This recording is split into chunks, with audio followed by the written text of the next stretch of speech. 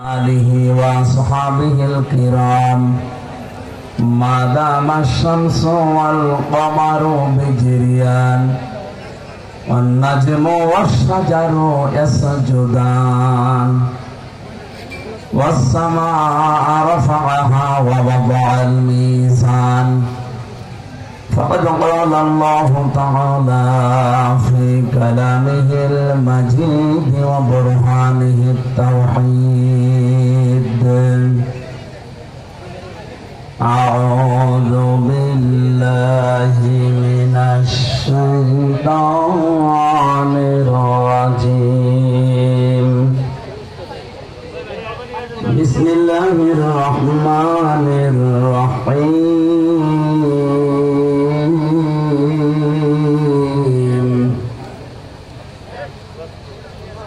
كلوا وارعوا أنعامكم إن في ذلك لآيات لأولي النهى منها خلقناكم وفيها نعيدكم ومنها نخرجكم تارة أخرى صدقت يا ربنا. عن أبي هريرة رضي الله تعالى عنه قال قال النبي صلى الله عليه وسلم يقول لصاحب القرآن اقرأ وارتق ورتل كما كنت ترتل في الدنيا فإن منزلك عند آخر آية تقرأها رواه ابن ماجه. وقال تعالى في شان حبيبي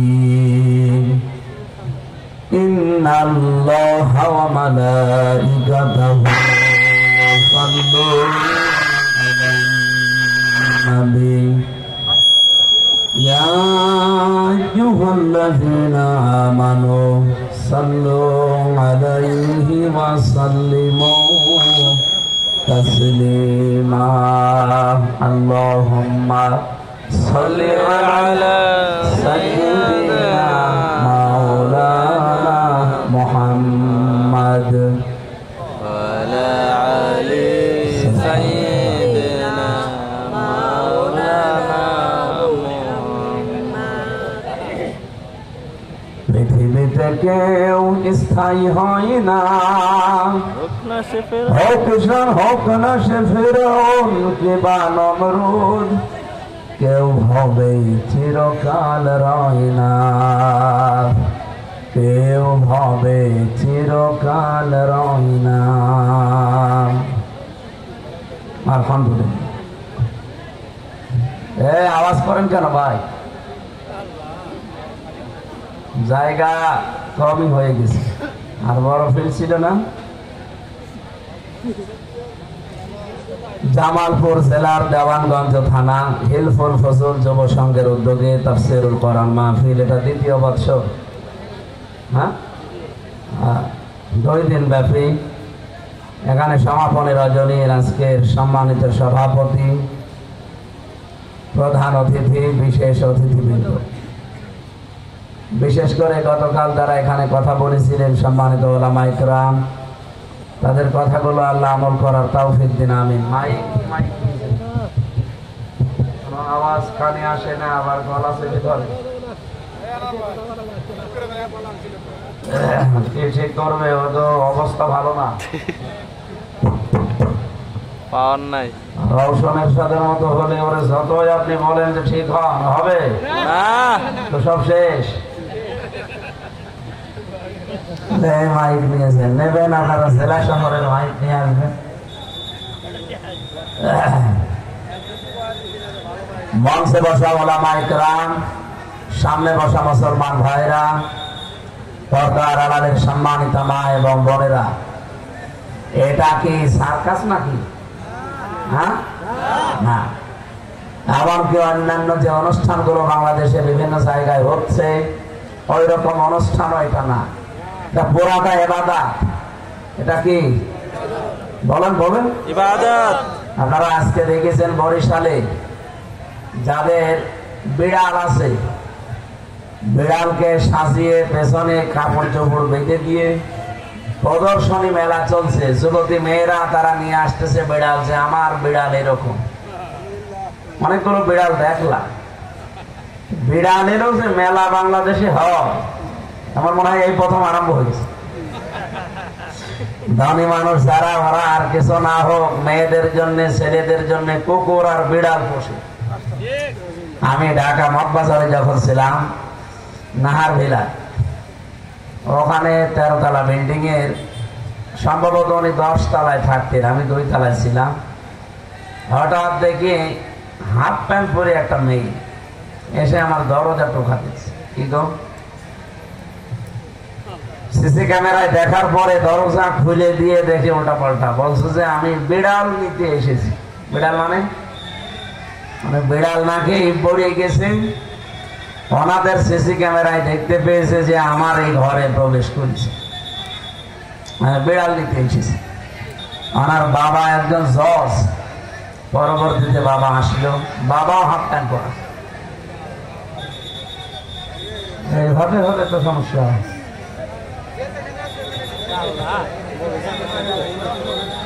পেছনে বলে জায়গা আছে, এখানে একটু ফাঁকা করে দেন, চলে যাক।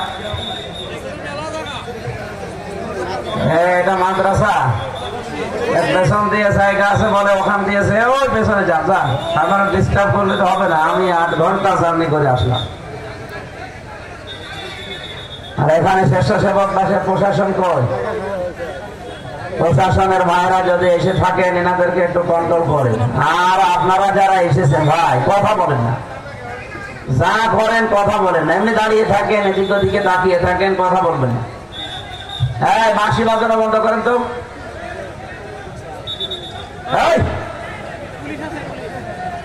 নিষেধ করার পর আবার বাঁশি বাজায়, আর বাঁশি কেড়ে দিন। বাঁশি বাজাবেন না ভাই, বাঁশি বাজাবেন না। যেখানে আছে দাঁড়িয়ে থাক থাক, আমরা ঘন্টা খানিক কথা বলতে চাই। এই মসজিদের ভেতরে জায়গা কি ফিল আপ হয়ে গেছে? মসজিদ না মাদ্রাসাটা? মসজিদ।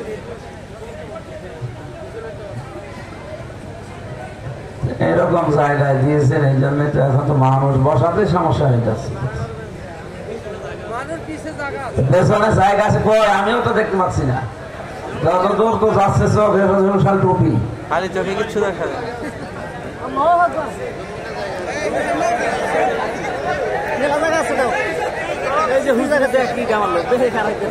না। মানুষকে সেফে বসতে বলা যাবে না, আর জায়গা নেই। এই গরমের ভেতরে ভর্তা হয়ে যাবে।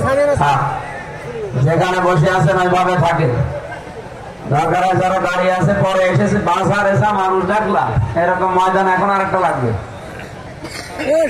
যারা দাঁড়িয়ে আছেন ওখান থেকে বাড়ি চলে যান, এদিকে আর আসার দরকার নেই। যারা আছে এরা অন্তত এই জায়গাটা ফিল আপ করে।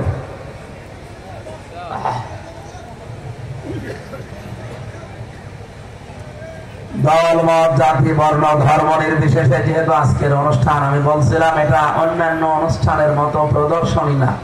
আপনি এসেছেন বাড়ি থেকে একটা নিয়ত করি যে আজকে যাচ্ছি, যা শুনবো এর মাধ্যমে আমার জীবন যেন গঠন হয়। এই কথা বলেন।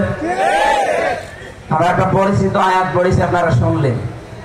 এটা মনে হয় 100 জনের প্রায় 99 জন আমরা বলতে পারবো যে আয়াতটা মাটি দেওয়ার দোয়া। যেটা মাটি দেওয়ার দোয়ার জন্য আমি কোন নির্ভরযোগ্য কিতাবে পাইনি, চটি কিতাবে পেয়েছি।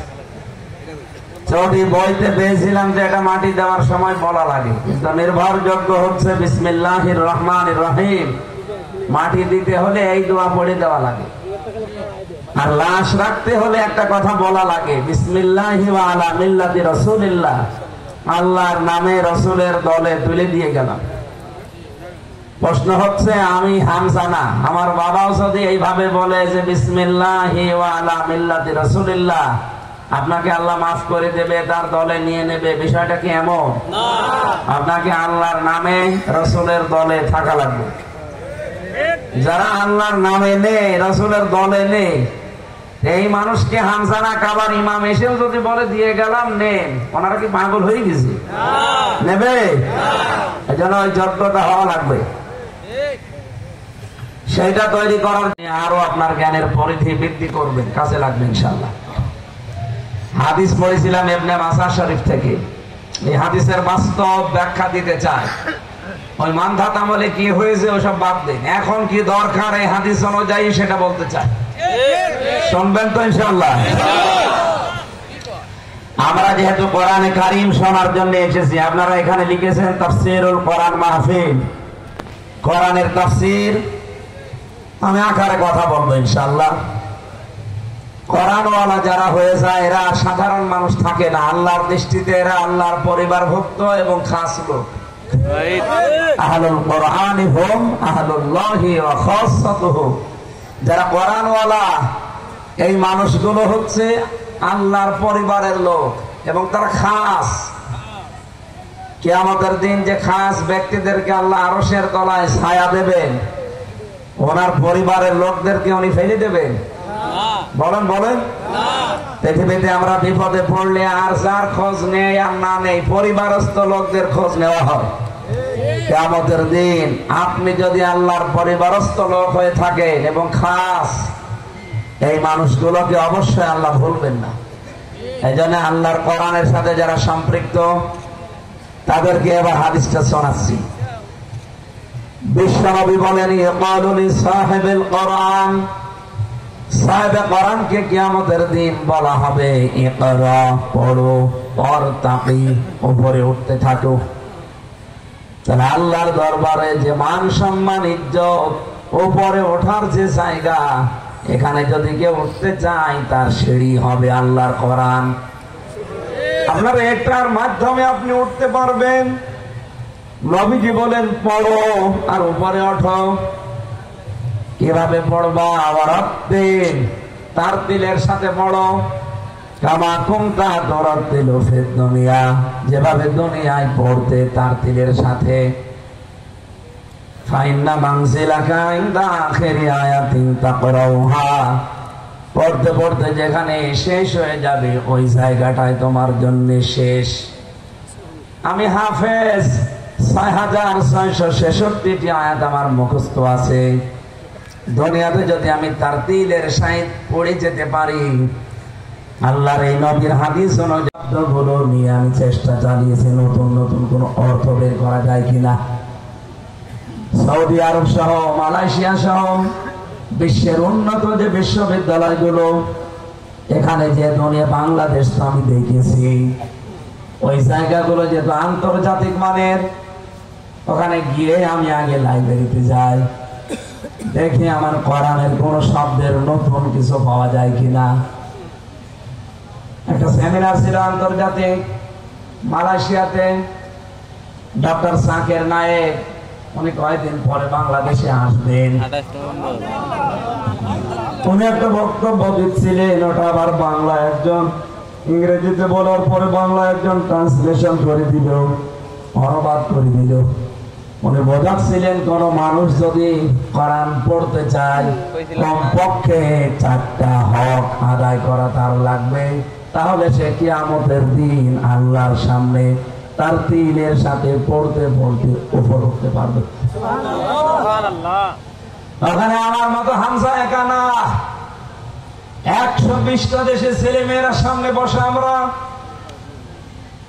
120টা দেশের ছেলে মেয়েরা সামনে বসা, পৃথিবীর প্রায় 50টার উপরে বিশ্ববিদ্যালয়ের শিক্ষক শিক্ষিকা সব সামনে। উনি যে ব্যাখ্যাটা ওই দিন করলেন, উনি কি বানিয়ে করেছেন? বলেন বলেন। মানে দলিল হিসাবে নিয়ে আসলেন সূরা বাকারা, 1 নাম্বার পারা, 18 নাম্বার পৃষ্ঠার 5 নাম্বার লাইনে, 4 নাম্বার লাইনের 121 নাম্বার আয়াতটা। আল্লাহ পাক বলেন আল্লাযীনা আতাইনাহুমুল কিতাবা ইয়াতলুনাহু হাক্কা তিলাওয়াতি। আমি আল্লাহ যাদেরকে কিতাব দিয়েছি কোরআনে কারীম, তারা এর হক আদায় করে তেলাওয়াত করে।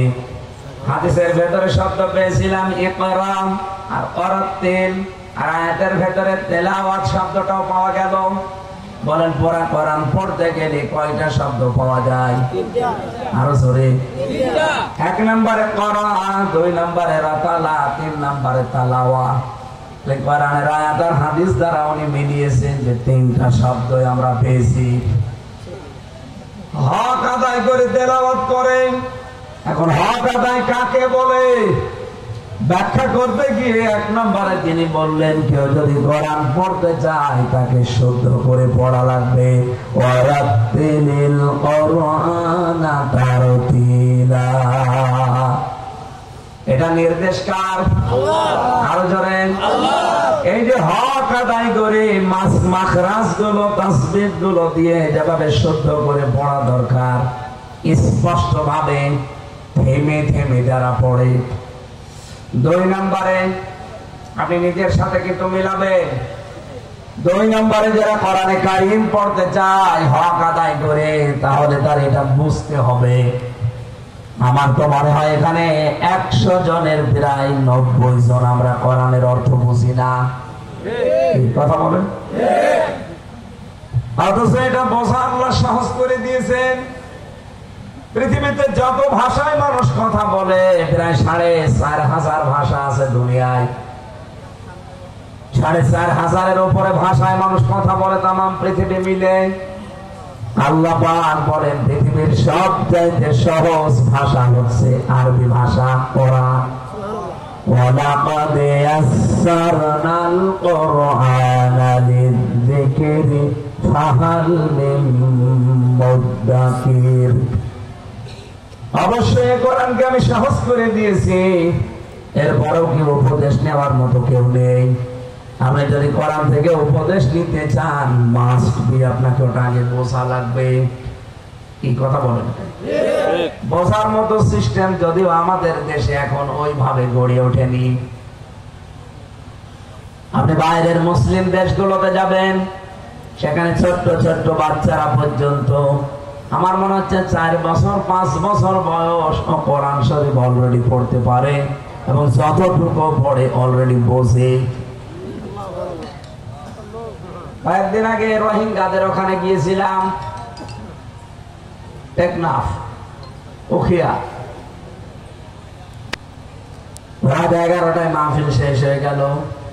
ওখানে সেলার আর সোফা যারা আছে বছরের পর বছর, তাও তো এটা সবার সম্মুখে জানা যাচ্ছে যে এখানে সেল আছে। আয়না ঘরে কেউ তো জানেও না দুনিয়ায় যে এই সিস্টেম ওখানে আছে।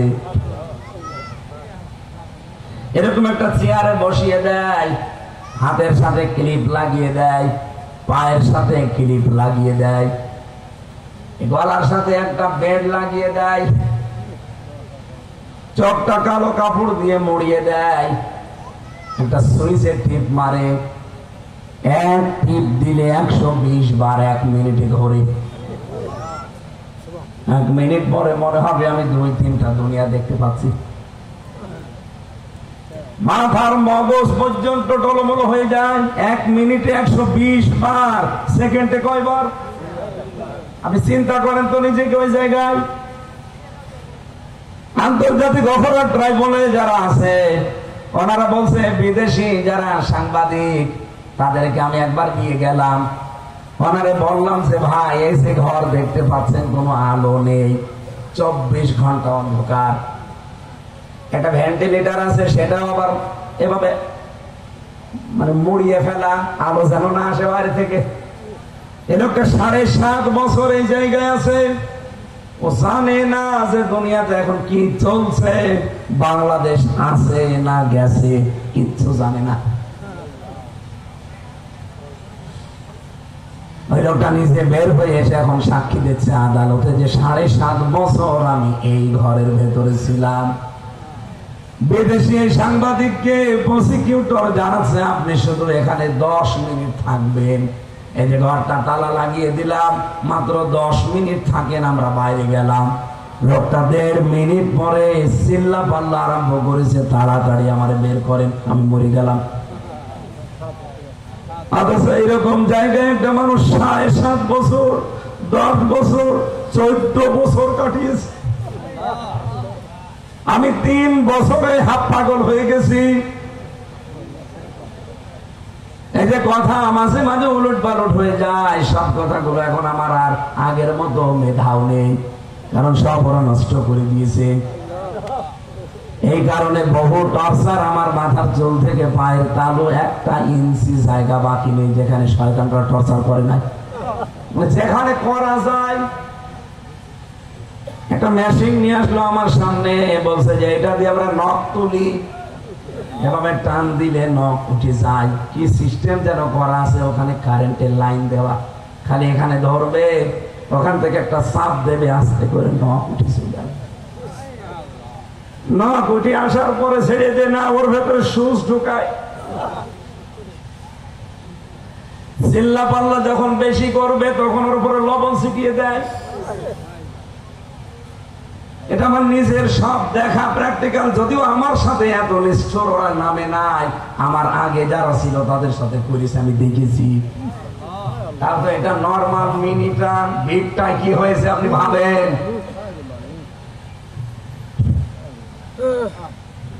এই পরিবেশগুলো বাংলাদেশে যেন আর কিয়ামতের আগে ফিরে না আসে। এটাতে কত বড় ভয়ঙ্কর, বিশেষ করে আয়না ঘর আর বুম।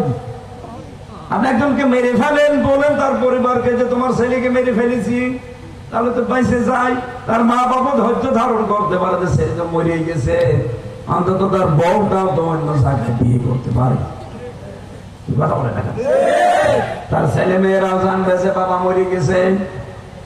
অথচ একটা মানুষ 8 বছর 10 বছর পড়ে আছে, তার বউ জানে না যে বেঁচে আছে না মরে গেছে, সে বিয়েও করতে পারে না। এই যে ব্যারিস্টার আরমানের বউ 8 বছর কয় মাস ওই মেয়েটা বিয়ে করে নাই, যুবতী মেয়ে, ও জানতেও না এতদিন যে আমার স্বামী বেঁচে আছে না মরে গেছে। আপনি শুধু ওই কথা শোনেন, নিজের মেয়েকে দিয়ে একটু ভাবেন তো, যদি নিজের মেয়ে এরকম হতো কিরকম লাগতো আপনার। আমি এরপরও দেখি অনেকে এখনো পর্যন্ত ওই জালেমের সাফাই গায়। দাঁত মুখ খুলে ফেলা দরকার।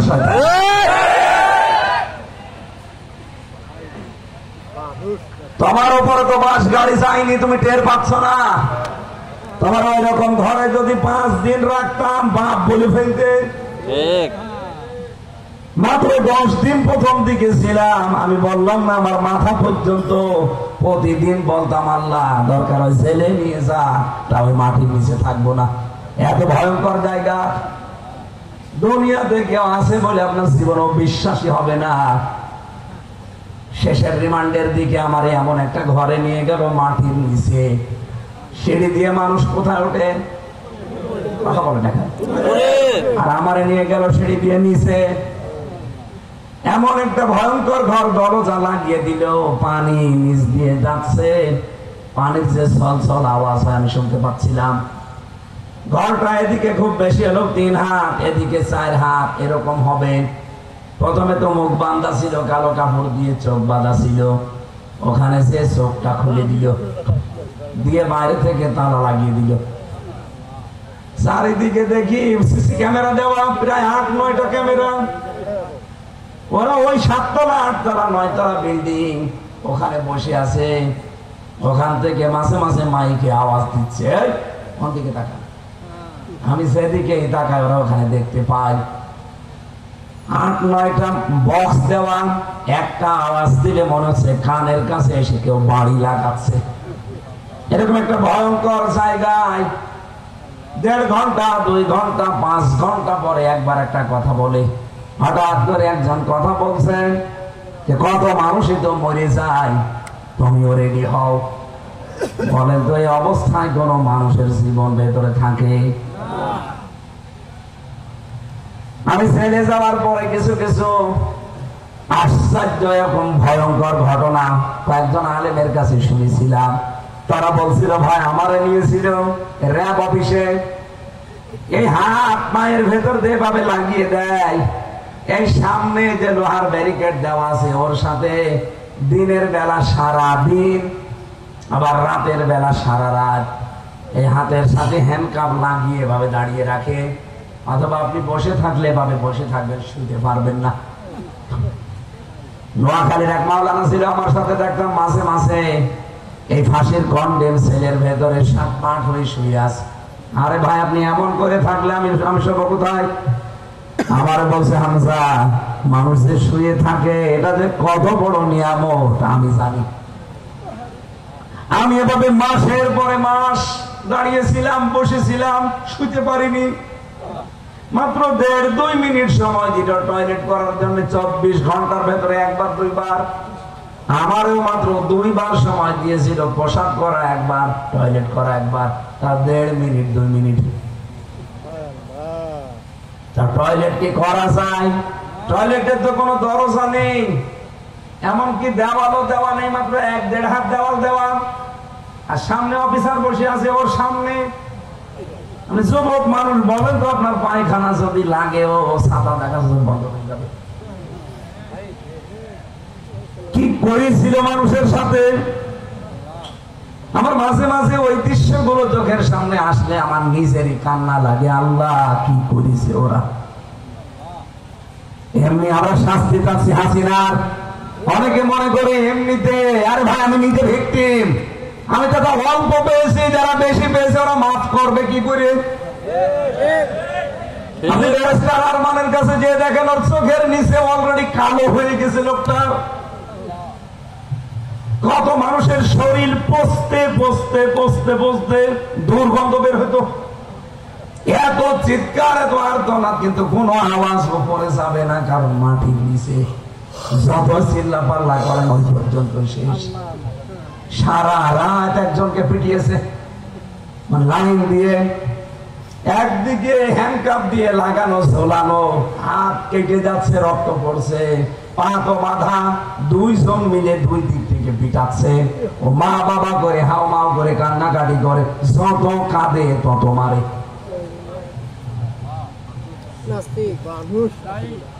এই কঠিন অবস্থাগুলো বাংলাদেশের উপর দিয়ে গিয়েছে। গাড়ি যদি এদেশে কায়েম করি, এদেশে এমন সিস্টেম চালু হবে, আমার তো মনে হয় আফগানিস্তানের মতো, মালয়েশিয়ার মতো 2-3টায় 500 কিলো না 1000 কিলো না, সারা বাংলাদেশ মানুষ ঘুরবে, আল্লাহ বাদে কারো ভয় থাকবে না। এরকম দেশ চান না?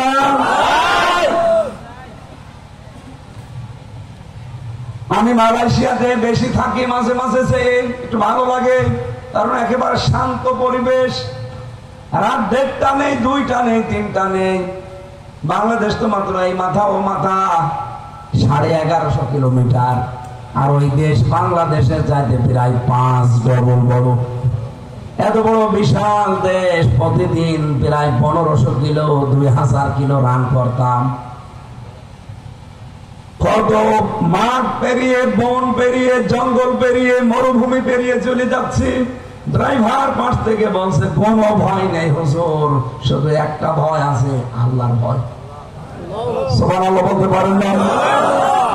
আরে ভাই, আমি যে কিয়ামতের দিন আল্লাহর কাছে পড়বো, তার দিলের সাথে আর উপরে উঠবো। কোন পড়া? এই পড়া। আমার কথা বুঝতে পেরেছেন? সবাই হয়তো বোঝেন না এখন।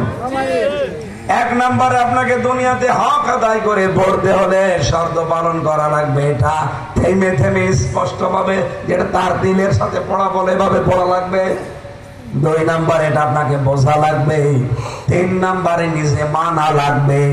4 নম্বর এটা যেন মানুষ মানতে পারে সেই ব্যবস্থা করে দেওয়া লাগবে। আমরা বলেন তো এই ব্যবস্থা করতে চাই না? চাই না? এটা আমরা অনেকেই চাই, কিন্তু পেছন দিক থেকে কেউ কেউ দেখছে বাঁশ দেয় না। এটা রাজনীতি, এটা ধান্দাবাজি, এটা নাকি দুনিয়ার কাজ। কিয়ামতের দিন যখন পড়তে পারবেন না, তখন টের পাবেন।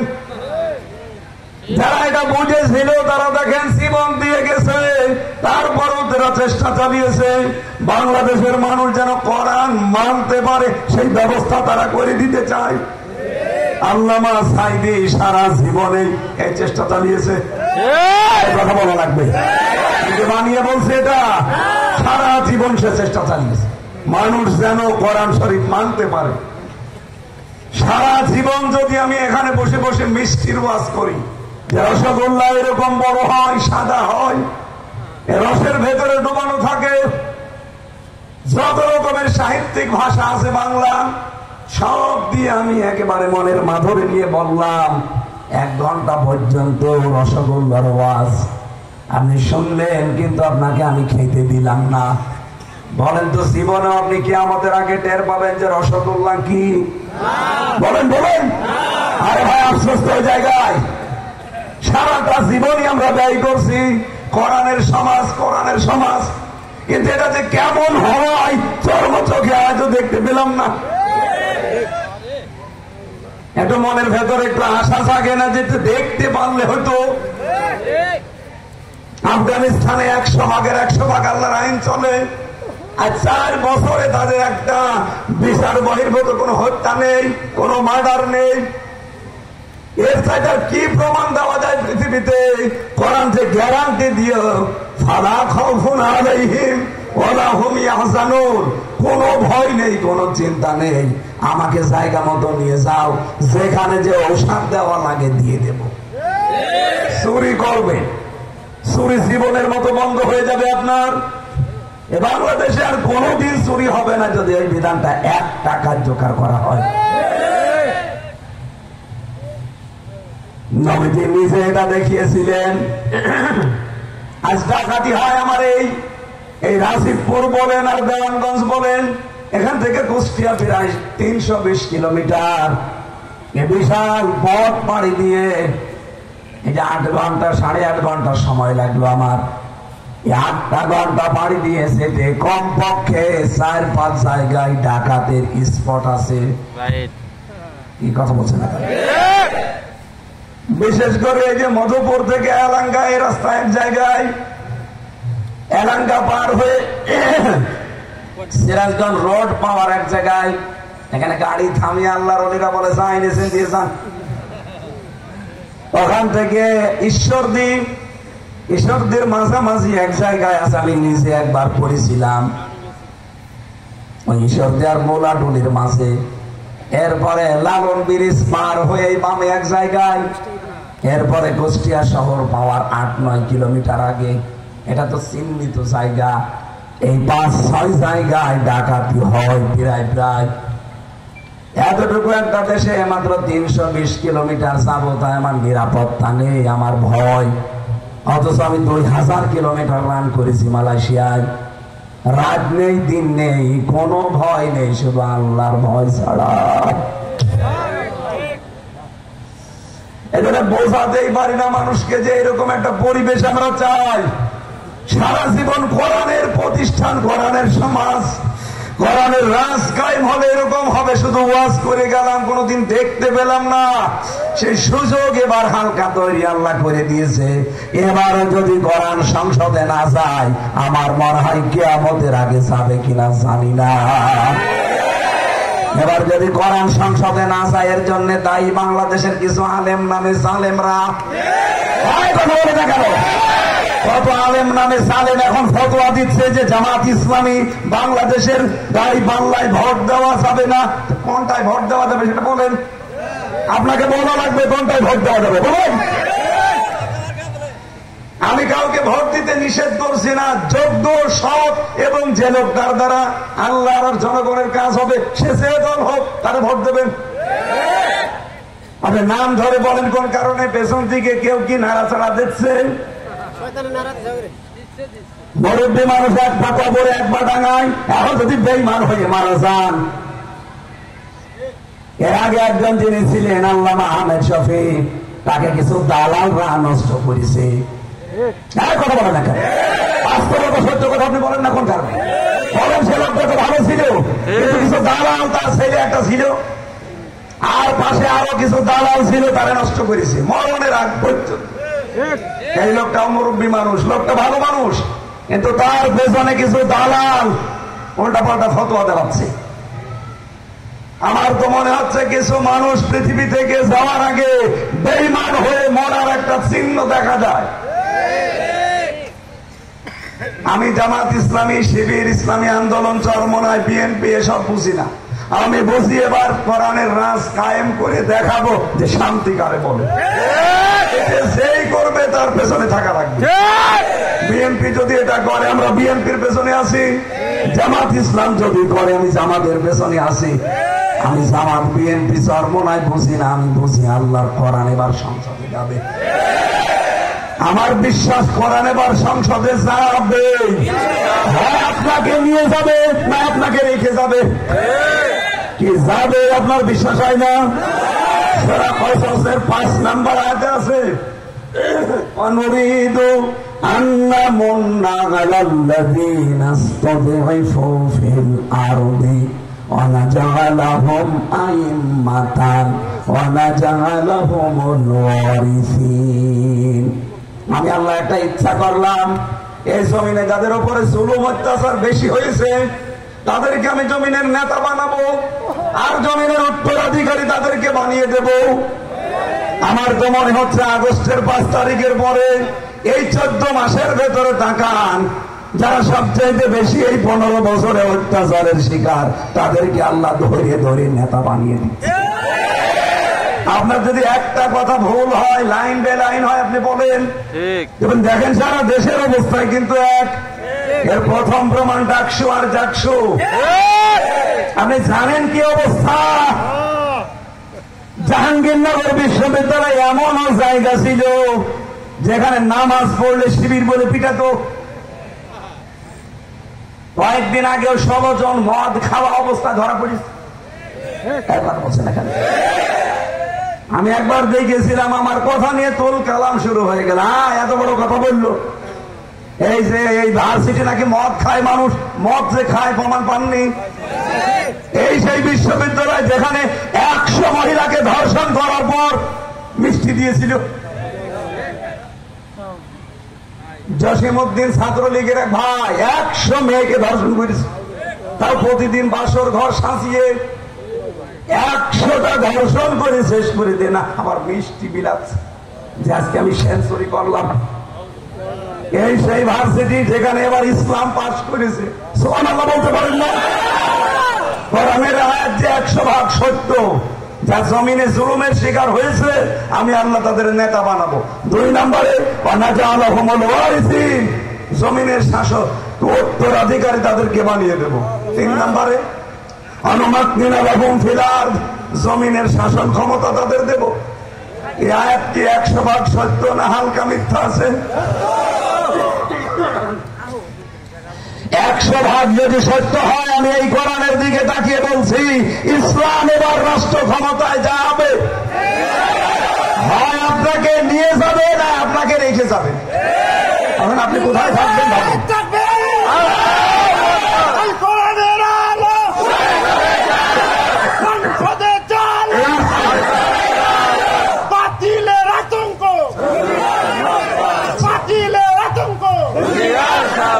আমার ভাইরা, আমি যে হাদিসের ব্যাখ্যা বলেছিলাম, আশা করছি জ্ঞানী হোক আর সাধারণ মানুষ হোক বুঝে ফেলেছেন। কিয়ামতের দিন আপনি আগল পাগল হয়ে পড়বেন হবে না, তার দিলের সাথে পড়া লাগবে। এখন আপনি নিজের কাছে প্রশ্ন করেন, তার দিলের সাথে কিয়ামতের দিন পড়তে পড়তে সর্বশেষ জায়গা যেটা, এখানে আপনি যেতে পারবেন কিনা? আমার তো মনে হয় অনেক আলেম পর্যন্ত যেতে পারবে না। এই কথা বলে না কেন? হয়তো সহ্য করে পড়তে পারে, বসেও নিজে মানেও, কিন্তু এটাতে মানুষকে মানাতে হবে। সেই পরিবেশ তৈরি করার কাছে সে নেই। এটাকে সে রাজনীতি মনে করে, এটাকে সে ধান্দাবাজি মনে করে, এটাকে সে দুনিয়ার কাজ মনে করে। অনেক আলেম নামে জালেম এখন এই বিষয়ে ফতোয়া দেওয়া আরম্ভ করেছে। এই কথা বলেন না কেন? আপনি দেখেন কিছু আলেম নামে পীর, এরা নাকি ডক্টর, এদেরকে কোন খারাজে ডক্টরের ডিগ্রি দিয়েছে আমার তো বুঝে আসে না। এরা কাফেরের ফ্যাক্টরি নিয়ে বসে আছে বাংলাদেশে। বাংলাদেশে যদি এখন জিজ্ঞাসা করা হয় সিমেন্টের কারখানা কোথায়, জামালপুরে নেই। জেলায় সিমেন্টের কারখানা নেই কেন? এই জেলায় কি আছে? সারের কারখানা কোথায়? জামালপুরের সরিষা বাড়ি। এখন যদি বলা হয় আপনারা সিমেন্টের কারখানা কোথায়, সিলেটে, নারায়ণগঞ্জে আছে। কেউ যদি বলে হুজুর আমি কাফেরের ফ্যাক্টরি দেখতে চাই, জৌনপুরি পীর ও কাফেরের ফ্যাক্টরি, পিছায় বহেন, ওর কাছ থেকে কাফের ভালো করে বহেন। প্রতিদিন কলা গাছের মতো বের হয়, খালি ফতোয়া দেয়। ওনাকে জামাত ইসলামী বাংলাদেশ সহ এই দেশে একামতের দিন যারা কায়েম করতে চায়, এদের 80 বছরের কোন অর্জন চোখে দেখে না। আপনি কি দেখবেন? আপনি নিজে কি করেছেন বলেন তো? আপনার পেট আর জহ্বা ছাড়া কি আছে বলেন? আমি আপনাকে প্রশ্ন করছি, আপনার পেট আছে এত বড় আর জহ্বা আছে, তাছাড়া কি আছে আপনি বলেন? কি অবদান রেখেছেন ইসলামের জন্য আপনি বলেন? আপনি তো ফতোয়া দেন আল্লামা সাঈদীর বিরুদ্ধে যে সে জামাত ইসলাম করে এসে ধ্বংস হয়েছে, তার দুনিয়া আখিরাত নাকি শেষ। আপনি কি করেছেন বলেন? আপনি তো মুসলমানকে কাফের বানিয়ে দেন, আর সাঈদী সাহেব কাফেরকে মুসলমান বানান। একটা মানুষকে যদি কেউ কাফের বলে, তার মনের অবস্থা সে জানে। যদিও কাফের না হয়, আপনাকে কিন্তু কাফের হয়ে মরা লাগবে। এই কথা বলেন না কেন? এদেশে জনপ্রিয় Islamic scholar doctor Mizanur Rahman Azhari, তার পর্যন্ত কাফের ফতোয়া দিতে দিতে সে লোকটা এখন দেশে থাকে, বাইরে চলে গেছে, এখনো বাইরে। আর কিছু নাদোষ নুদোষ হুজুর আছে এই 15.5 বছরে যারা জালেমের 5 আটা গোলাম ছিল। আমি নাম ধরে কথা বলা পছন্দ করি না, তারপরও এই যে গাজীপুরে বাড়ি একজনের, কি যেন মাদানি, আমি নামটা মনে আসছে না, আব্দুর রহিম। এ মাদানি লাগিয়েছে কিন্তু মদিনায় বাড়ি বা মদিনা বিশ্ববিদ্যালয়ে পড়া, পড়েছে কওমি মাদ্রাসায়, খারজি মাদ্রাসায়। আরো লেখে আব্দুর রহিম আল মাদানি। কিসের মাদানি আপনি? 2 নম্বরে আপনি আন্দাজে যার তার নামে আগা নেই মাথা নেই, মাঝখান থেকে এক কথা শুনে ফতোয়া দেন। এতদিন আমরা সবাই জানি আপনি জাহাঙ্গীরের 5 আটা দালাল ছিলেন। বলেন না কেন? গাজীপুরের যে মেয়র ছিল আওয়ামী লীগের, ওর 5 আটা একেবারে খাস দালাল ছিল, এই জন্য ওর গায়ে একটা আঁচড়ও পড়ে না। আমারে তো বহু অফার দিয়েছিল বিশ্ববিদ্যালয় থেকে, জেলা থেকে। আমি তো হানিফের বাড়ির কাছে মানুষ, আমারে বলেছিল শুধু হানিফের সাথে একটা ছবি তুলে রাখবে, কিছু করা লাগবে না। বাংলাদেশের কোন জায়গায় মাহফিল বাধা দেওয়া দূরের কথা, কেউ সাহস পাবে না। না, ওর সাথে ছবি আমি জীবনে তুলবো না। হ্যাঁ, আমার বংশ আওয়ামী লীগ করে, ঠিক আছে, কিন্তু আমি তো না। আমি বুঝে শুনে জাহান্নামের দল করবো মানে তাদেরকে দাওয়াত দিয়েছি, তারা শোনে নাই। নবীজি নিজের চাচাকে দাওয়াত দেয়নি, চাচা শুনেছিল। চাচা কোথায় গেছে বলেন? বলেন, নবীর আপন চাচা আবু লাহাব আর আবু তালেব 2 জনেই জাহান্নামে। নবী চেষ্টা করে যদি আপন চাচাকে ফেরাতে না পারে, হামজা চেষ্টা করে ফেরাতে পারবে? আমি তো এইটাই বলেছিলাম, 14 বংশ করে ঠিক আছে, কিন্তু আমি তো করি না। এত বড় কঠিন চ্যালেঞ্জের ভেতরে টিকেছিলাম, আরো তো ধন্যবাদ দেওয়া দরকার। আরে পীর নামে কলঙ্ক এই নাদুস নুদুস, এই আনু হুজুর, আনু হুজুর, এটা চেহারা দেখেছে? কোন মাইনের দাগ আছে? কোন রিমান্ডের দাগ আছে? কোন জেলের দাগ আছে? কোন টেনশনের দাগ আছে? গোলামের মতো শুধু ঘুরে বেড়ায়, আর চেহারা একেবারে মমতাজের মতো বানিয়েছে। আমার মনে হয় রিমান্ডে 5 দিন দিলে পিটিয়ে একেবারে জায়গা মতো ঠিক করে আমার 11 ঘন্টা পিটিয়েছিল, তা উল্টো করি। এমনি শরীর চলে না, আরো শরীর দেখলে মনে হয় আরে বাবা কি শরীর, এ তো 1 গ্রাম খানা হয়ে যাবে সবাই করে।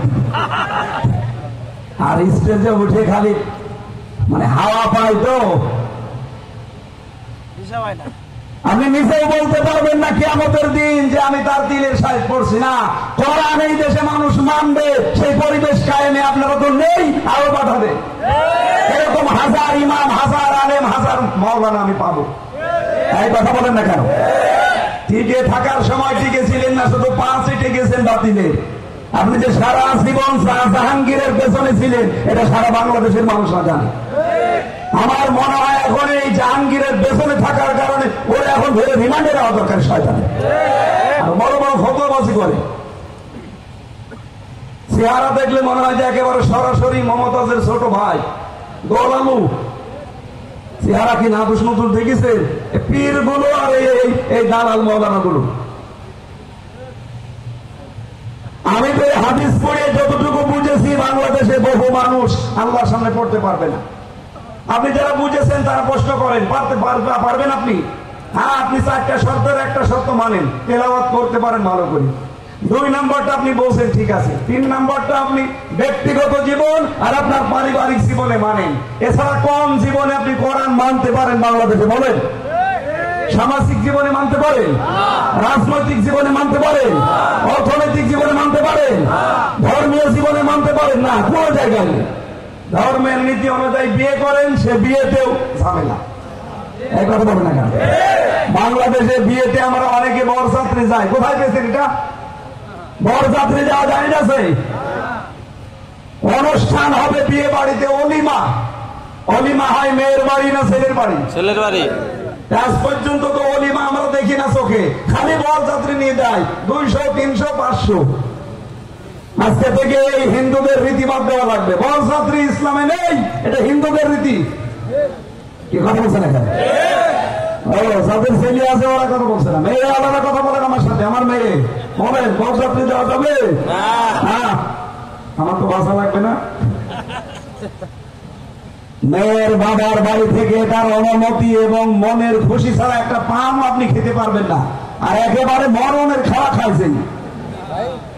আজকে থেকে কেউ বরযাত্রী দাওয়াত দিতে আসলে কি বলবেন? এই এলাকায় মনে হয় হবে না। হ্যাঁ, আপনারা কি, আমি কি বানিয়ে বলছি এটা? বরযাত্রী যাওয়া জায়েজ আছে। সুতরাং যেটা জায়েজ নেই, অলিমা জায়েজ আছে, অলিমায় যাবেন। আর আজকে থেকে যারা দাওয়াত দিতে আসবে বলবেন না আমি এর ভেতরে নেই, অলিমা করো, বংশ সহ নিয়ে যাবো। এই কথা বলেন না কেন? এই যে ধর্মীয় জীবনে আপনি মানতে পারেন না, এমনকি যেটা দেওয়া দরকার সেইটাও দেয় না। দেনমোহর নেওয়ার সময় নেয় হারাম জিনিস। কি বলেন? আমার কয় হাদিস গুলো পড়ে ব্যাখ্যার দিকে গেলে নিজেরই কান্না আসছে। করছি কি আমাদের তো আমিও বেশ ধরা খেয়ে যাবো। এই জন্যই তো বাধ্য হচ্ছি যে আবার কোরআনের পরিবেশ আমরা তৈরি করার চেষ্টা চালাচ্ছি, মানুষ যেন কোরআন মেনে চলতে পারে। এটা যদি কারো কাছে রাজনীতি মনে হয়, হ্যাঁ এটা রাজনীতি। যদি কারো কাছে মনে হয় এটা ধান্দাবাজি, হ্যাঁ এটা আমার ধান্দা। এই কথা বলেন না কেন? আমি আপনাকে ধান্দা করার জন্য বলছি না যে আপনিও বাঁচবেন না। যেহেতু মরণের আয়াত পড়েছি, এবার দেখি আপনাকে মরণে নিয়ে যাই, মরেন আগে দেখি। রব্বুল আলামিন বলেন মিনহা খালাকনাকুম, ইহা থেকেই তোমাদেরকে বানানো হয়েছে। যেহেতু কম আছে, এদিকে তাকান না, আপনাদের ক্লাস করা হচ্ছে না, এদিকে তাকান। আল্লাহ পাক বলেন তোমাদেরকে ইহা থেকে বানানো হয়েছে। এখানে কিন্তু আল্লাহ আমাদের নাম দিয়েছেন, আমাদের আদি পিতার নাম এখানে নেই। আদি পিতাকে আল্লাহ আলাদা একটা জিনিস দিয়ে বানিয়েছে, তার নাম কি বলেন? খালাকাল ইনসানা মিন সালসালিন কাল ফাখর। এখানে ইনসানের আগে আলিফ লাম আছে, এটা দিয়ে উদ্দেশ্য হচ্ছে আমাদের আদি পিতা হযরত আদম। আল্লাহ পাক শুধুমাত্র তাকে মাটির ঠনঠনে মাটি, যেটা পোড়ানো মাটির মতো লাগে, এইটা দিয়ে বানিয়েছিলেন। ফেরেশতা মিকাইল, ইসরাফিল, জিবরাইল এদের 3 জনকে পাঠালেন দুনিয়াতে মাটি নিয়ে আসো। একজনও পারে নাই মাটির কন্দন দেখে। তাফসীরে ফি জিলালিল কোরআন সাইয়্যিদ কুতুব বলেন সর্বশেষ হযরত আজরাইল এসেছে, উনি মাটির উপর একটা খামসা দিলেন। ওনার এক খামসার ভেতরে মাটি ছিল 40 মণ। ওটা নিয়ে আল্লাহ পাক ফেরেশতাদেরকে বললেন আদমের বডি বানাও। এই যে এখান থেকে শুরু করে পা পর্যন্ত আমাদের ফেরেশতারা বানিয়েছে। হযরত আদম আলাইহিস সালামকে প্রায় 120 হাত লম্বা, 70 জিরাহান আর 36 হাত মোটা, এত বড় বিশাল দেহ বানিয়ে রেখে দিয়েছে। কারণ 1 মণ মাটিতে ছিল কত মণ? 40 মণ। আল্লাহ পাক বলেন ফেরেশতারা পর্যন্ত থাক, এই যে আকৃতি, যেটা চেহারা, এটা তোমাদের লাগবে না, আমি নিজে বানাবো। এই জন্য এই সুন্দর আকৃতিটা আল্লাহ নিজে বানিয়েছেন। লাকাদ খালাকনাল ইনসানা ফি আহসানি তাকওয়িম। অবশ্যই আমি মানুষকে সব জায়গায় সুন্দর আকৃতি দিয়েছি। এই আকৃতিটা দিয়েছে কে? অনেক মেয়েরা গ্রাম অঞ্চলে না বুঝে ছেলে মেয়ে অন্যায় করলে বলে তোর মুখে লাঠি দেবো, এই কথা বলা জায়েজ নেই। কারণ মুখটা সরাসরি আল্লাহ নিজের হাতে বানানো। সুবহানাল্লাহ বলতে পারেন না? রব্বুল আলামিন বলেন পড়ে আছে আমি আল্লাহ মুখটা বানালাম, এবার রূহ ঢোকালাম। রূহ ঢোকানোর সঙ্গে সঙ্গে হযরতে আদমের এই শরীরের ভেতরে যে সার্মগুলো ছিল, ময়লা আবর্জনা ছিল, একবারে রূহ ঢোকাতে নাক দিয়ে এখানে বিড়বিড় করছিল, একটা হাসি দিয়েছে, হাসির সঙ্গে সঙ্গে সব ময়লা মাটি আল্লাহ বের করে দিয়েছে। এখান থেকে একটা শিক্ষা আছে, হযরতে আদম নবী ওই দিন তিনি এই ময়লা মাটি ভেতরে যা ছিল সব যেহেতু বের হওয়ার পরে একটু হালকা মনে হয়েছে নিজেকে, তিনি একটা বাক্য উচ্চারণ করেছিলেন আলহামদুলিল্লাহ। ওই দিন থেকে আদমের সন্তান কিয়ামত পর্যন্ত সারা দুনিয়াতে আসবে, যদি হাসি আপনার আসে আপনাকেও বলা লাগবে আলহামদুলিল্লাহ। আপনি জানেন এই হাসির মাধ্যমে কি উপকার হচ্ছে শরীরের? ওই সময় হয়তো মেশিন পত্র দিয়ে চেক করা হয়নি, কিন্তু বিজ্ঞান এখন চেক করছে। কয়েক জায়গায় চকলা দেখা যাচ্ছে, এরা গল্প করছে কিসের তো দেখেন তো। এই যে এখানে একটা কারা, এরা কারা? হ্যাঁ, আপনারা কি কি কি কোন কারণে এসেছেন? কিসের গল্প করে ওখানে দাঁড়িয়ে? কমিটির লোক নেই এখানে? হ্যাঁ, আপনারা নিজেরা বসেন না বাড়ি চলে যান।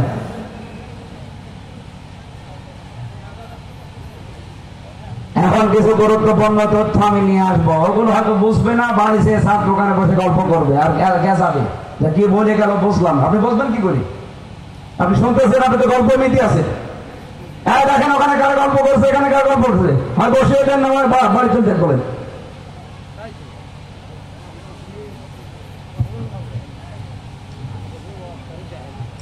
সুবহানাল্লাহ আলহামদুলিল্লাহ লা ইলাহা ইল্লাল্লাহ সুবহানাল্লাহ আলহামদুলিল্লাহ। বসিয়ে দেন না বাড়ি পাঠিয়ে দেন। সুবহানাল্লাহ আলহামদুলিল্লাহ লা ইলাহা ইল্লাল্লাহ লা ইলাহা ইল্লাল্লাহ মুহাম্মাদুর রাসূলুল্লাহ। জামালপুর বাসী বিজ্ঞান এখন কম্পিউটারের মাধ্যমে দেখতে পাচ্ছে, একবার হাসি দিলে সে সাপ শরীর থেকে বের হয়ে যায়। আপনি যদি ডাক্তারের কাছে পরীক্ষা করে এই সাপগুলো শরীর থেকে বের করতে চান 12,000 টাকা খরচ হবে। আপনি টের পাচ্ছেন কি বের করে দিলেন? আল্লাহ যে দয়া করে একবার হাসি দেওয়ার মাধ্যমে এতগুলো সার্ম আপনাকে বের করে দিয়েছে, এই জন্য শুকরিয়া দান বলা লাগে আলহামদুলিল্লাহ। আর পাশে যে থাকে তারে বলা লাগে ইয়ারহামুকাল্লাহ, ওর পাশে যে থাকে তারে বলা লাগে ইয়াহদিকাল্লাহ। এভাবে যত দূর যাবে তত দূর করে দোয়া করা লাগবে। চিন্তা করেছিলাম এই শব্দ নিয়ে, কেন শুধু হাসি দিলে এত কথা বলা লাগে? নিজে বলবো আলহামদুলিল্লাহ, লোকটা পাশে আছে বলবে ইয়ারহামুকাল্লাহ, ওর পাশে আছে বলবে ইয়াহদিকাল্লাহ। কেন এত কথা বলা লাগবে? কারণ এক একবার হাসিতে 12,000 টাকা খরচ হতো, ওটা আল্লাহ বের করে দিচ্ছে। আদম আলাইহিস সালাম এই জার বের হয়ে যাওয়ার পরে তিনি এই যে শুকরিয়া আদায় করলেন। রব্বুল আলামিন বলেন তোমাদের এই আদি পিতাকে শুধুমাত্র আমি এই ঠনঠনে মাটিটা দিয়ে বানিয়েছিলাম, বাকি পৃথিবীর যত মানুষ কাউকে এভাবে সরাসরি মাটি দিয়ে আমি আর বানাইনি, সবাইকে বানিয়েছি মাটির নির্যাস দিয়ে। সলসলিন মিন হামাইম মাসনুন মিন সুলালাতিন মিন তিন। আমি আল্লাহ মাটির নির্যাস দিয়ে তোমাদের বানালাম। পৃথিবীর যত খাবার আছে সব খাবারের উৎস কিন্তু মাটি। কি? এই যে মিষ্টি আপনি খান, যেটা এই মিষ্টির উৎস কি বলেন তো? কি কথা বলেন না? এই মাটিতে গম হয়, জব হয়, সেখান থেকে আটা হয়, ওই আটা দিয়ে মিষ্টি বানানো হয়। তাহলে আসল কি? আরো জোরে। পৃথিবীর সব কিছুই কিন্তু মাটি থেকে উৎপন্ন হওয়া। হ্যাঁ, বিভিন্ন রিফাইন হওয়ার মাধ্যমে মানুষ নতুন নতুন জিনিস বানায়। রব্বুল আলামিন বলেন, মানুষকে এই রিফাইন করা জিনিসের আগে যে মাটির নির্যাস দিয়ে বানালাম, এটা দিয়ে বাবার ভেতরে একটা বীর্য তৈরি করে দিয়েছি। এই খাবার খাওয়ার কারণে বাবার এই বীর্যটা স্ফলিঙ্গের মাধ্যমে আমি আল্লাহ মায়ের রেহেমের ভেতরে পৌঁছিয়েছি। এই যে নাপাক পানিটা যখন যেতে থাকে মায়ের রেহেমের ভেতরে, ওখানে পৌঁছানোর পরে আমি আল্লাহ কমপক্ষে 40 দিনে ওটা পাল্টিয়ে ফেলি।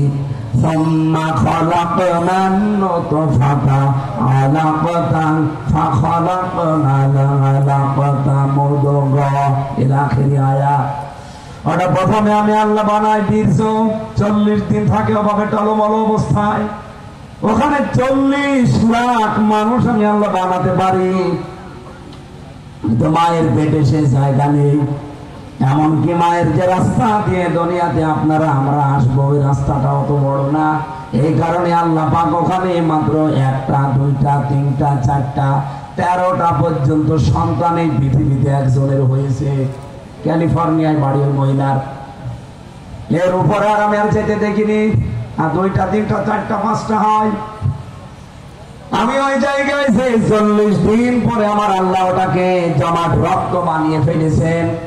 ওখানে আমার মার বাবার কোনো ভূমিকা ছিল? বলেন না কেন? ভূমিকা কতটুকু? মার বাবা বিছানায় যতটুকু ছিল, বিছানায় থাকাকালীন ফালিয়ানজুরিল ইনসানু মিম্মা খুলিকা মিম্মা দাফিক ইয়াখরুজু মিন বাইনিস সুলবি ওয়াত তারাইব। এই যে সলবন আর তারাইব, এক বছরের বহু বচন দিয়েছেন আল্লাহ। সলবন দিয়ে বাবার লজ্জাস্থান বুঝিয়েছেন, তারাইব দিয়ে মায়ের লজ্জাস্থান বুঝিয়েছেন। রব্বুল আলামিন বলেন, এই নাপাক পানিটা যাবার পরে আমি আল্লাহ কমপক্ষে 4টা জিনিস বানাই 6 মাসের ভেতরে। কয় মাস? 6 মাসের ভেতরে ওটা 4টা জিনিস হয়, চুল, রগ, হাড় আর পর্দা। মায়ের রেহেমের ভেতরে যে নাপাক পানিটার থলি ছিল, ওইটা দিয়ে আরো 4টা জিনিস হয়, রক্ত, গোশত, চর্বি আর চামড়া।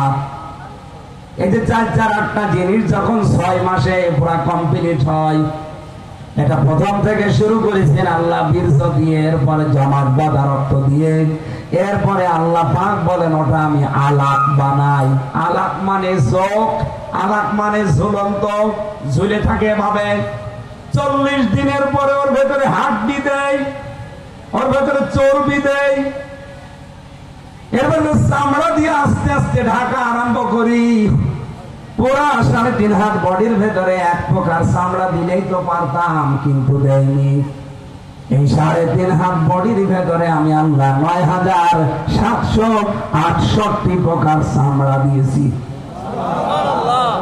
কিন্তু এখানে একটা শিক্ষা আমি পেয়েছি। তাফসীর করতে গিয়ে মুফাসসিরিন গ্রাম লিখেছেন, আল্লাহ কেন এত প্রকার চামড়া দিলেন? এ পর্যন্ত আমার শিক্ষা ছিল না। এরপর একটা এত প্রকার চামড়া আমার শরীরে আল্লাহ দিয়েছে। হুজুরের শরীরে এরকম চামড়া আছে, কিন্তু এখানে শিক্ষার বিষয় এইটা যে আমার এই চামড়া আর ওনার চামড়া দেখতে মনে হচ্ছে একরকমই লাগছে। দেখেন প্রায় সমান সমান, কিন্তু আমার চামড়া যদি কোনো জায়গায় কেটে যায়, পুড়ে যায়, ফেটে যায়, ছিঁড়ে যায়, ওনার কোন জায়গার চামড়া এনে লাগিয়ে দেবেন, ডাক্তারের কাছে জিজ্ঞাসা করেন যে কিয়ামতের আগে লাগবে না, আরো পছন্দ হবে। আমার এই চামড়া যদি ভালো করতে হয়, আমার শরীরের কোন জায়গার চামড়া কেটে লাগানো লাগবে। কেন বলেন তো? এটা আমি একটা আয়াত পেয়েছি কোরআনে, আয়াতের তাফসীরে এটা আছে, ওয়ালা তাসিরু ওয়াসিরাতু বিজরা উখরা। আল্লাহ পাক বলেন কিয়ামতে কেউ কারো বোঝা, পাপের বোঝা কিন্তু বহন করবে না। তার প্রমাণই চামড়া। আমার চামড়া ওনার সাথে মেলে না, আর কিয়ামতের দিন উনি আমার পাপের বোঝা বহন করে নিয়ে যাবে। উনি আমারে শিখায়, আমি বিশ্বাস করি। উনি ধান্দাবাজ আর আমি পাগল। এই কথা বলছেন? এরকম ধান্দাবাজ পীর দেশে নেই, কোন চিন্তা নেই। বাবা আছে, আরে বাবা চামড়ায় তো মেলছে না, আর বাবা পাপের বোঝা বহন করে নিয়ে যাবে। তাহলে এই আয়াতগুলো কি হবে?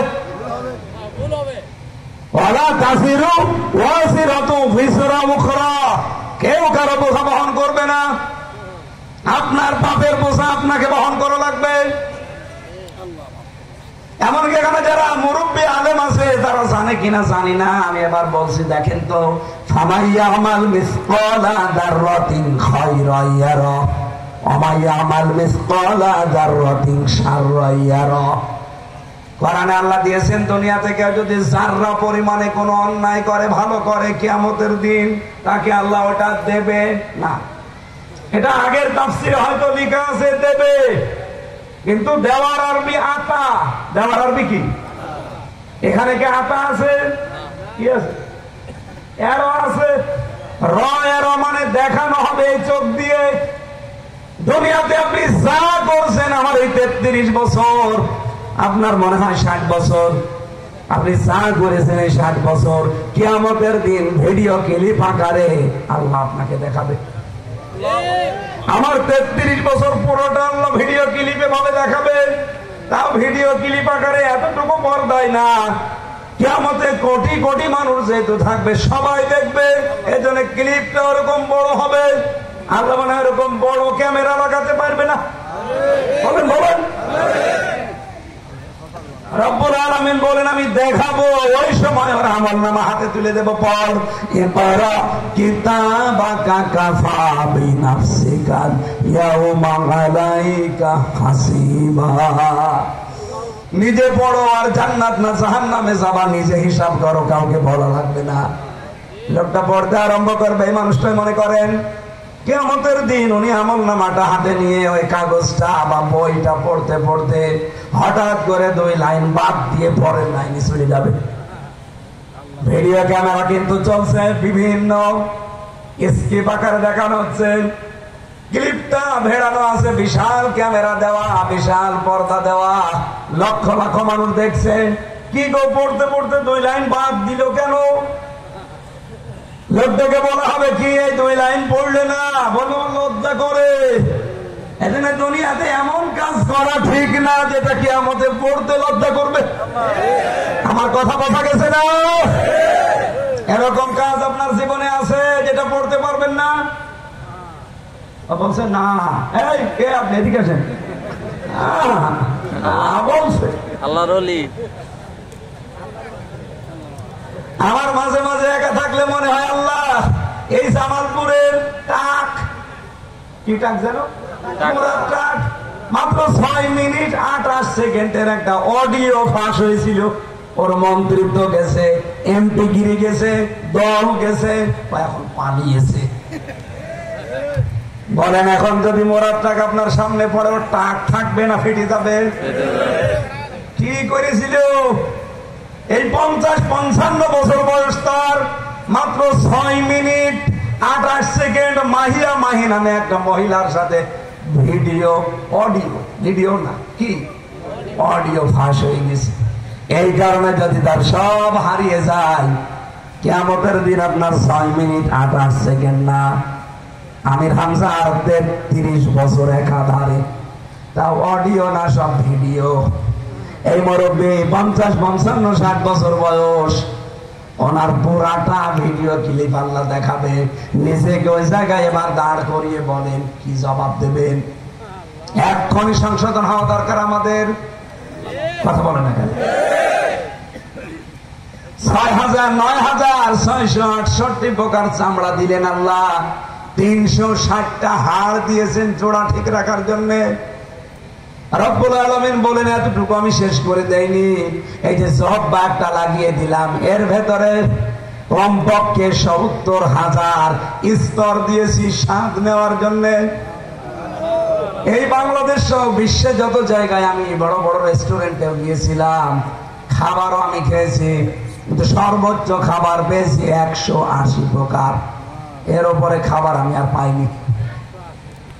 এই গাজীপুরে একটা হোটেল আছে নিরিবিলি, আপনি সে দেখবেন ওখানে 180 প্রকার পর্যন্ত খাবার বানায়, যা তা দিয়ে ভর্তা বানিয়ে দেয়। কাঁঠালের পাতা ভর্তা, আমের পাতা ভর্তা। আমি কয়েকবার খেতে গিয়ে দেখি 14 রকমের জিনিস টেবিলে। কি গো এই তো আমি আনা, এই বেটা একই তো কাঁঠালের পাতা ভর্তা, এই ছাতা ভর্তা করে একটা নামে চালিয়ে দিয়েছিল। মানে ভর্তায় কমপক্ষে 80 রকম। আর যত রকমের মাছ আছে, যত রকমের মাংস হালাল আছে, সবগুলো বিভিন্ন মানুষ যেহেতু যায়, আমি মিলিয়ে দেখেছি। জিজ্ঞাসা করলাম তালিকা, বলছে 180 প্রকার খাবার আমরা বানাই। অথচ আমার আল্লাহ ছোট্ট কয়েক ইঞ্চি জহ্বার ভেতরে শুধু স্বাদ নেওয়ার স্থল দিয়েছেন 70,000। এত খাবার দুনিয়ায় কেউ বানাতেও পারবে না, জহ্বার স্বাদ কোনোদিন শেষ হবে না। রব্বুল আলামিন বলে একটা একটা করে বানাতে বানাতে যখন 6 মাস হয়ে যায়, এ পৃথিবীতে সর্বনিম্ন 6 মাসে সন্তান জন্ম দেওয়া সম্ভব। 6 মাসের আগে যদি আসে ওইটা যার সন্তান। কি কথা বলছে? 6 মাসের আগে কেউ হতে পারবে না। যদি আসে বুঝবেন ওটার আপন বাবা জন্ম দেয়নি, অন্য কেউ আগে জন্ম দিয়েছে। 6 মাসের পরে আসা লাগবে। আর সর্বঊর্ধ্বে হচ্ছে 10 মাস 10 দিন। কিন্তু এর আগে কত মানুষ দুনিয়ায় আসে আপনি বলেন? আমাদের দেশে হয়তো আসে না, ফ্রান্সের দিকে তাকান, অনেক সন্তান সেখানে 6 মাসের আগে জন্ম নেয় বিয়ে। তার মানে ওটা আপন বাবার না, ওটা অন্য বন্ধু। ওটা বন্ধু বান্ধবী যখন ছিল তখনই অলরেডি হয়ে গেছে। এখন কি করবে? একজনের সাথে বিয়ে করে 3 মাস পরে ছেলে মেয়ে হচ্ছে। এটা কি আসল না নকল? নকল যারা আমরা তাদেরকে যার সন্তান বলি। কি কথা বলে না কেন? বাস্টার্ড বলা হয়। পৃথিবীতে যারা বাস্টার্ড, যারা যার সন্তান, যারা হারামজাদা, এই মানুষগুলোর কয়েকটা কাজ থাকে দুনিয়ায়। আমি তো এখন মনে হচ্ছে বাংলাদেশে অনেক মানুষের কাজ সেরকম দেখতে পাচ্ছি। এরা কি আসলে জারজ নাকি? সারা কলমের ভেতরে এই তথ্যগুলো আছে। যারা সন্তান, যারা দুনিয়ায় অবৈধ যারা জন্ম নেয়, তাদের প্রথমেই কাজ হয় তারা কোরআন বিরোধী হবে। এখানে সালিম শব্দের অর্থ দুইটা। 1 নম্বরে জারজ, 2 নম্বরে বদমেজাজি। তাহলে বাংলাদেশে আজ যারা কোরআনের বিরুদ্ধে অবস্থান নিয়েছেন, আপনার মাকে একটু জিজ্ঞাসা করেন তো আপনার জন্ম ঠিক আছে কিনা। বিশ্ববিদ্যালয়ে যে ছেলেটা কোরআনের উপরে লাঠি দিয়ে থুতু দিয়েছে, ওর জন্মের ঠিক নেই। এদেশে এখন অনেকে ডাইরেক্ট ইনডাইরেক্ট কোরআনের বিরুদ্ধে অবস্থান নিচ্ছে, আমরা দেখতে পাচ্ছি। আমি নিচে নামলাম না, আজকে আমার ভয়ও নেই, কারণ এটা রেকর্ড হচ্ছে না। একেবারে ঘোড়া পর্যন্ত ঘুরে দিয়েছি। যদি কারো কানে এরপরেও যাই, এরপরেও যদি আপনি কোরআনের ডাইরেক্ট ইনডাইরেক্ট বিরুদ্ধে থাকেন, আপনার বাবা হয়তো ভালোভাবে জন্ম দিয়েছিল, কিন্তু জন্ম আপনি নিজে খারাপ করে ফেলছে। যারও ছাড়া কেউ কোরআনের বিরুদ্ধে লাগে না। আমার ভাইরা, আল্লাহ রাব্বুল আলামিন বলেন, আল্লাহু আখরাজাকুম মিন বুতুনি উম্মাহাতিকুম, আস্তে করে মায়ের পেট থেকে বের করে ধরে আমি নিয়ে আসলাম। লা তা'লামুনা শাইআ, কিছু জানতে না, শুধু কান্না ছাড়া কোনো আওয়াজ তোমার ছিল না। এরপরে